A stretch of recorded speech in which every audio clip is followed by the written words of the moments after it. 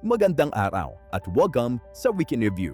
Mula sa mga proyektong magpapalakas sa supply ng pagkain at magpoprotekta sa mga komunidad laban sa baha hanggang sa pagpapalawak ng serbisyong pangkalusugan at suporta sa ating mga magsasaka. Ito ang mga pangunahing kaganapan ngayong linggo. Nagsimula ang linggo sa Bohol kung saan pinasinayaan ng Pangulo ang Mabini Cayacay Small Reservoir Irrigation Project sa pamamagitan ng bagong imbakan ng tubig. Hindi na lamang ulan ang aasahan ng mga magsasaka. Mas magiging sapat ang supply ng tubig para sa irigasyon, mas tataas ang ani at mas magiging matatag ang kabuhayan ng mga pamilyang umaasa sa pagsasaka. Mula roon ay natungo ang Pangulo sa Cebu upang inspeksyonin ang rehabilitasyon ng Metro Cebu Expressway Segment 3A matapos ang landslide noong 2023 na naging dahilan ng pagsasara ng bahagi ng expressway.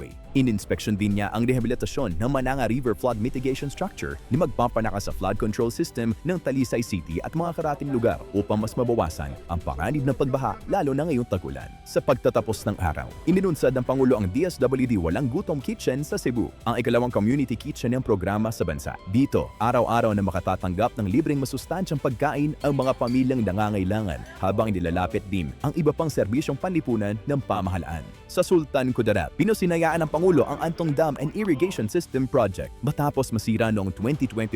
Muli na magbibigay ng maaasahang patubig ang Antong Dam sa mahigit 1,500 ektarya ng sakahan. Inaasahang tataas ang produksyon ng palay, lalaki ang kita ng mga magsasaka at mas magiging matatag ang supply ng pagkain. Nakipagpulong din ang Pangulo sa mga magsasaka at irrigators upang pakinggan ang kanilang mga pangangailangan at matiyak na tuloy-tuloy ang suporta ng pamahalaan sa sektor ng agrikultura. Mula rito ay nagtungo siya sa Coronadal City para sa programang Bawat Bayan Makikinabang kung saan ipinagkaloob ang bigas, scholarship assistance at suporta sa mga barangay upang pondohan ang mga proyektong kailangan mismo ng kanilang mga komunidad. Sa Quezon City, ininspeksyon ng Pangulo ang patuloy na konstruksyon ng MKTI Legacy Building na inaasahang magiging pinakamalaking kidney at dialysis center sa Southeast Asia. Dayunin nitong mapalawak ang access sa mga Pilipino sa dekalidad at abot kayang serbisyong pangkalusugan. Kasunod nito, ininspeksyon niya ang rehabilitadong G. Araneta Drainage System na matagal na naging sanhi ng matinding pagbaha sa lugar. Sa pamamagitan ng modernisasyon ng pumping station at drainage system, mas mabilis na ang pagdaloy ng tubig at mas ligtas na ang mga komunidad sa panahon ng malalakas na ulan.